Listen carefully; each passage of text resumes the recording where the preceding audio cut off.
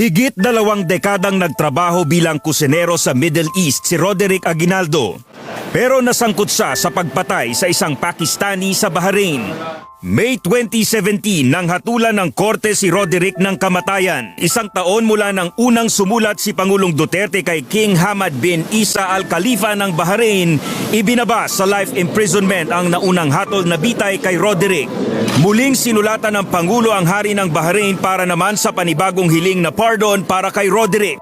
Wala pang 1 taon mula nang maibaba sa life imprisonment ang hatol na bitay, nakalaya si Roderick Aguinaldo matapos na mabigyan ng royal pardon ng hari ng Bahrain.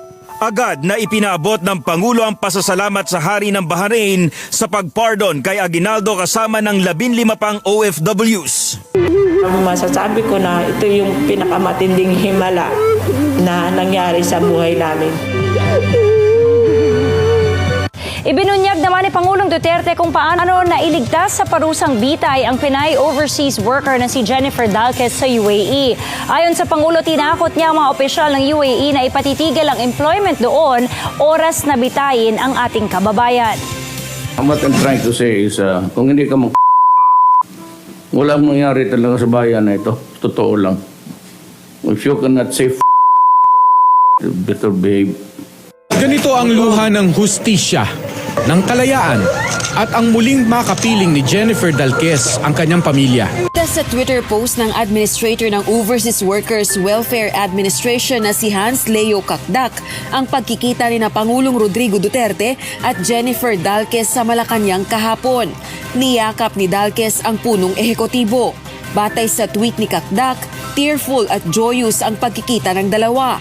Si Dalquez ang OFW na hinatulan ng death penalty ng United Arab Emirates sa kasong pagpatay sa kanyang amo. Sinaksak umano ni Dalquez ang kanyang amo matapos siyang pagtangkaang gahasain. Ayon kay Pangulong Duterte, nagbanta siya sa UAE hinggil sa kaso ni Dalquez. Sabi ko kasi, sabi ko, tayo ninyo yan. Sabihin ko sa inyo. Naghihinagpis ang magkakapatid na Dimapiles nang makumpirmang kapatid pala nila si Joanna Daniela Dimapiles ang natagpuan sa loob ng freezer sa Kuwait. What are you doing to my countrymen? And if I were to do it to your citizens here, would you be happy? Nga, parang pinirito ang gilitsyon. Is there something wrong with your culture?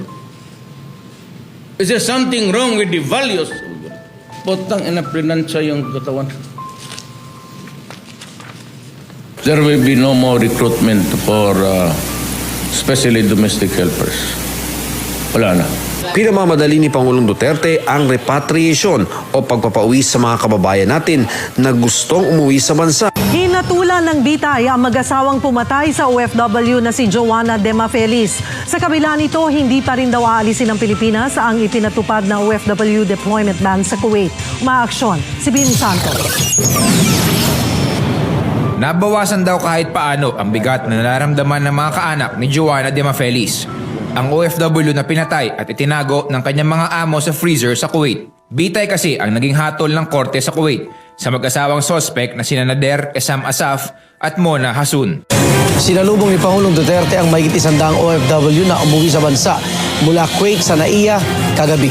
Sila ang nag-apply ng amnesty kasunod ng anunsyong total deployment ban sa nasabing bansa. Hindi ko nagustuhan at saka hindi ko na masikmura. Sabi ko, pauwin mo lahat. Walang pera, mag-knockout ng aeroplano kung sino dyan. Basta pauwin mo lahat. I'd like to say that again, welcome. I love you as a Filipino. Mahal ko kayo. At hindi po ako papayag na samantalayin kayo. Kinumpirma ng Department of Foreign Affairs na binitay noong October 5 ang isang Pilipino sa Saudi Arabia dahil sa pagpatay sa isang Saudi national. Ayon kay Romel Romato, Charge d'Affaires Philippine Embassy sa Riyadh, isinagawa ang pagbitay ng walang abiso sa pamilya nito o sa embahada, alinsunod sa lokal na batas. Naharap ang Pilipino sa parusang kisas o retribution kaugnay ng alitan sa pera. We tried everything, and for many, many years. And the Saudi government really tried to look and to be sure that the judgment of hanging was actually deserved. Was actually deserved. Nonetheless, we appealed to the better natures, I guess, of our friends in Saudi Arabia. The law there is very strict, and one of ours has been taken away.